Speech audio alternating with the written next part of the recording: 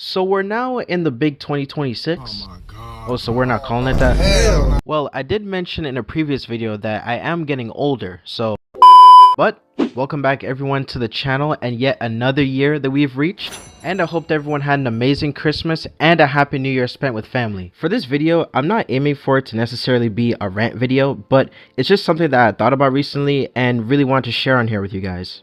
Now, this intro won't be kept very long, but I do want to mention again that this channel is still very close to reaching its 1K subscriber mark. And when you guys watching decide to hit the subscribe button, that's just one of the few ways that the channel gets helped out.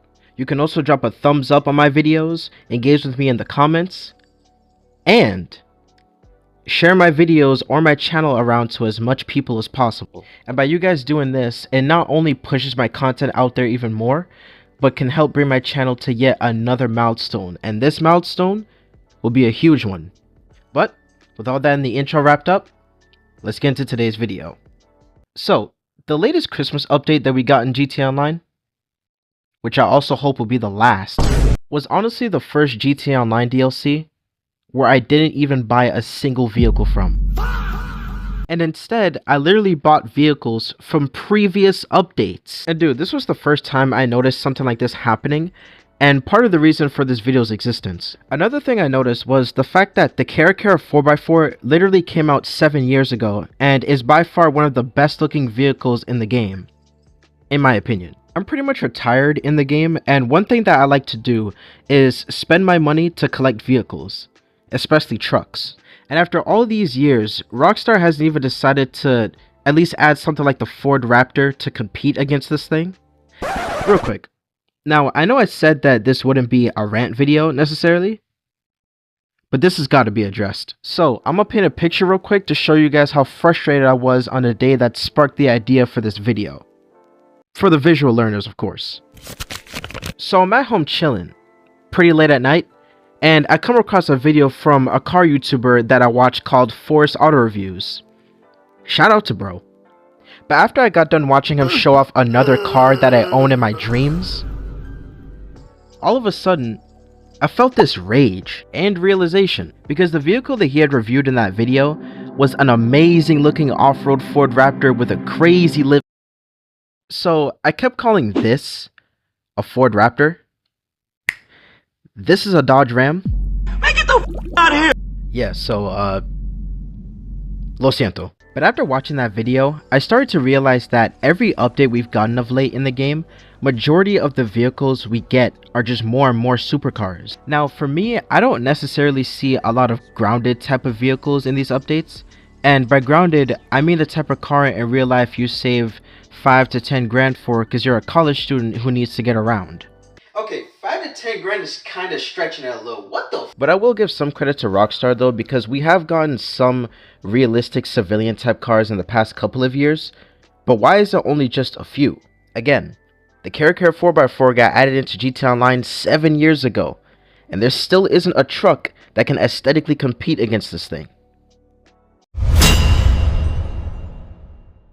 So another example car that got added not too far back was the Dominator GT, which is based off of a 2018 Mustang drop top. And bro, when that car got released, I remember one of my friends online was fiending for it more than me. And you can only imagine how I felt when the new Banshee got added. But it's been well over 3 years now, and we haven't gotten a hardtop version of this car. Another car that I own in game, and dog, they really ore-farmed when involving this at the end of the trailer, but it's the Tulip. And the car model in online is based off of a 1972 Chevy Malibu, and is hands down one of my favorite old school muscle cars that I own. But in the Safe House in the Hills DLC, from what I can recall, only 1 out of the 15 new vehicles that were added was an old school muscle car. The car that I'm referring to is the Tampa GT, and as it turns out, this car actually didn't drop last December in the Safe House in the Hills DLC. It actually came out last summer with the Money Fronts DLC. Like dude, not to be a complainer here, but someone made a legit 2-door version of the Class A Tulip, which looks arguably way better than the 4-door version. And even though this was just a mod, or maybe these people pulled that model from the game files, I'm not sure. But Rockstar, why haven't we gotten a 2-door version of the Tulip yet? Why haven't we gotten a hardtop version of the Dominator GT after 3 years? And I know this video is mainly supposed to be talking about adding more street level cars. Well, every car is supposed to drive on the street. Don't know what he's planning though. But I also wanted to cover the fact that some cars haven't gotten any upgrades that are actually necessary, which is actually going to lead me into my next point. But before that, if you guys are enjoying today's video so far, then go ahead and do me and yourself a favor by hitting the like button down below under this video, while also making sure that you're subscribed with notifications on all, share my videos around so more people can find out about me, and of course commenting down below your thoughts so that everyone can engage with one another. Alright, so now let's get ready to move on to Exhibit C. So here's the thing, right?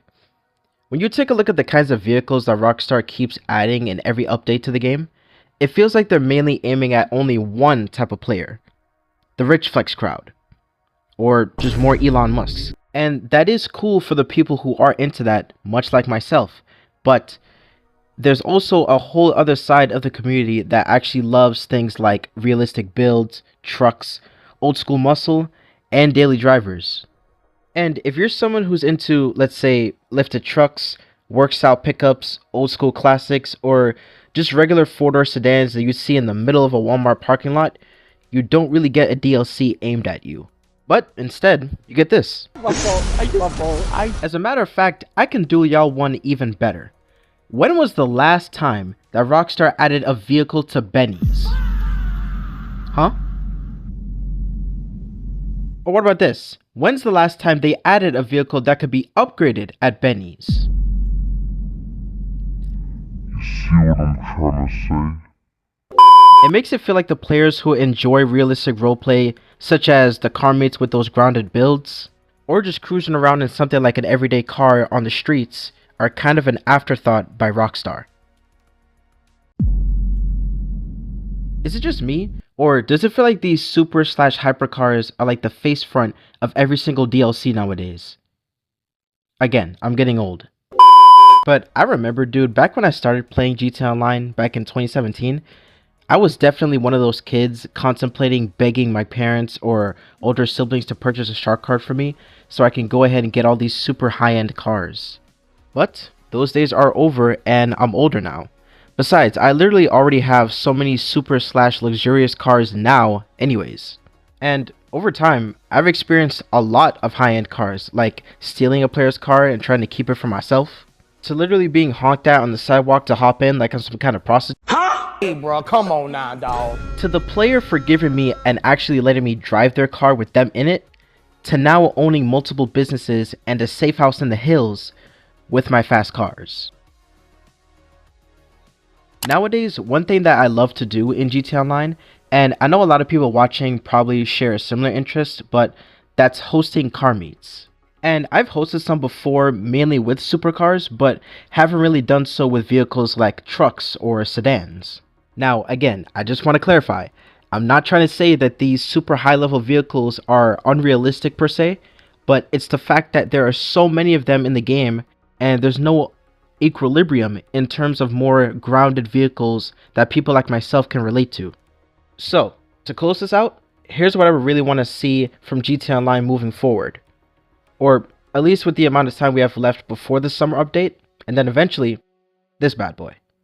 So, I don't think the solution is to stop adding supercars completely, because there's always going to be a crowd that loves that, and that's awesome. But if you're going to keep dropping wild supercars and electric cars every update, at least balance it out with more grounded and relatable vehicles that people know and love. Like, imagine a DLC where instead of 12 new supercars and one random sedan, let's say for example we get a full lineup of grounded vehicles like a true Ram style truck to finally stand next to the Caracara, a more classic muscle car similar to the Tulip, and it wouldn't just have to be the 70s era. And then you get a hardtop version of cars like the Dominator GT and some regular 4-doors and SUVs that look like they belong in a real city. But at the end of the day, GTA Online is supposed to be this giant world where you can live out your wildest dreams and whatever life you want.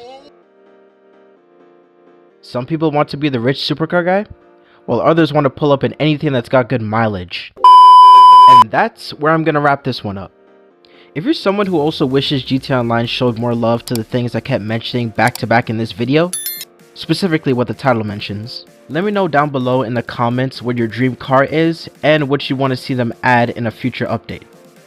And dude, I am so excited to say in this video right now to y'all that GTA 6 marketing is going to be starting in just a couple of months. So it's looking like the war and the wait is over. If you guys gone on to enjoy this video or related to anything that I said, then don't forget to drop a like on this video down below, subscribe if you haven't already, and share this video with a friend who's tired of seeing the same supercar in every DLC. All of you guys watching that engage with my content, it seriously does help out the channel, and it also helps me to get closer to the 1K subscriber milestone and beyond. And plus, subscribing is free. You ain't gotta pay nothing. But thank you all for watching. Thank you for rocking with me into another year, and as always, I'll catch y'all in the next one. Peace.